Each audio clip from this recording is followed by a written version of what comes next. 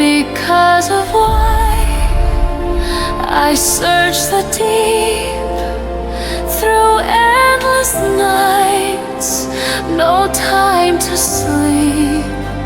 The call inside I can't deny. I'll find the light because of why. Kia ora and welcome.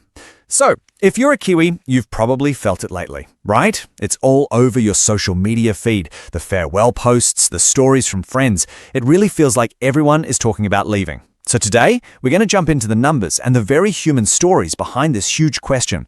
Why are so many New Zealanders on the move? Let's get into it. Okay, let's just kick things off with one number that, well, it says a lot. 55,300. That's the record net migration loss of New Zealand citizens for the year ending in June 2024.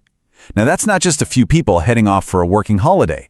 That's a massive, record-breaking flood of people heading for the exit.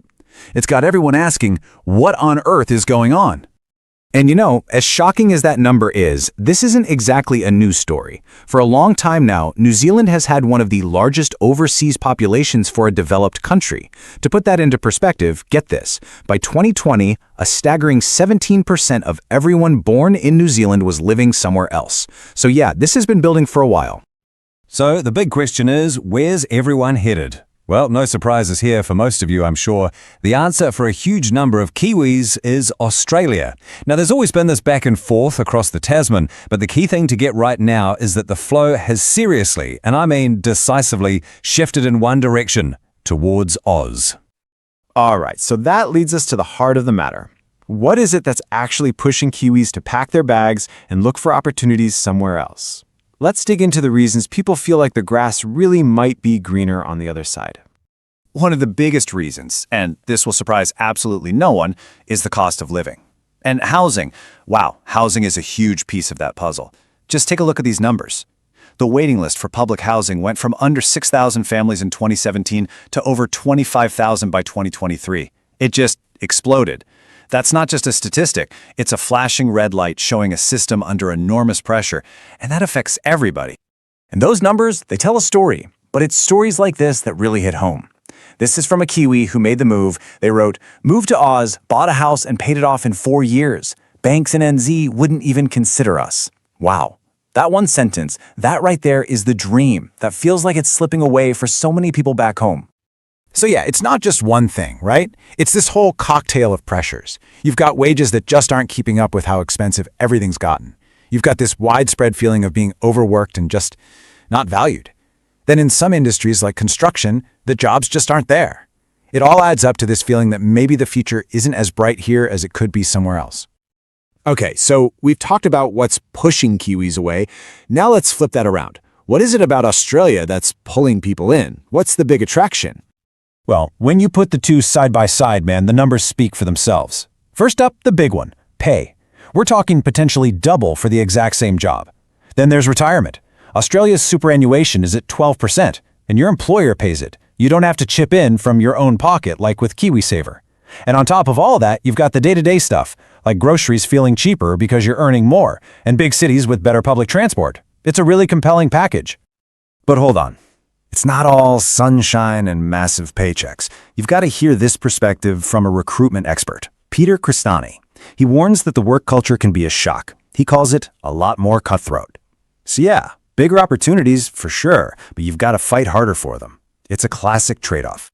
And just when you think you've got the work-life balance figured out, Australia throws in another curveball. They've brought in a right to disconnect law.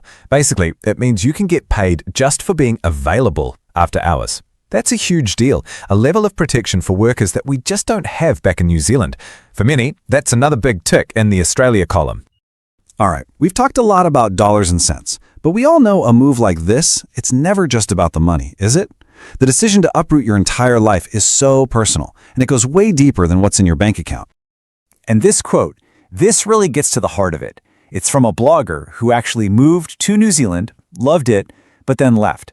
She said the pandemic was a harsh reminder of just how far away she was from her family, realizing that if something terrible happened, she was a 2-day flight away, Well, that was just too much.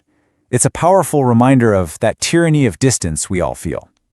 And here's something I found really fascinating. What if it's not just about circumstances? What if it's also about personality? Some research from Victoria University suggests there might be a migrant personality. People who are serious about leaving often share these traits. They're really open to new things, and they have the persistence to actually see through the insane logistics of moving. It makes you wonder. Maybe the tough economic times are the catalyst that just flips a switch for these people, giving them that final push they need. So you hear all this, and you start thinking, is this a total disaster for New Zealand? Is this the brain drain everyone's always worried about? Well, maybe there's another side to this coin. Because some experts are flipping the script. Instead of brain drain, they're talking about brain gain. Think about it. People go overseas, they learn new stuff, get new skills, new ideas, and a lot of them eventually bring that experience back home. They build bridges for trade, help start innovative companies. Every single person who leaves creates a new global connection for New Zealand. And this quote, I think, just sums it up perfectly. It's not a one-way street. It's a tide. And yeah, right now, it definitely feels like a king tide heading out. But what do tides do? They always come back. It's a natural cycle, not necessarily a permanent loss. Which really brings us to a bigger, deeper question, doesn't it? In this world where Kiwis are constantly moving, building lives in different countries, what does it truly mean to call New Zealand home anymore? Is it a place on a map, a feeling, or something else entirely? But that's just our take on it all. We really want to hear from you. What's your story? Have you made the move? Are you thinking about it? Or are you happily staying put? Jump into the comments and share your perspective. And hey, if this got you thinking, do us a favor and hit that like button. Share it with anyone you know who's having these exact conversations, and of course, subscribe so you don't miss our next deep dive.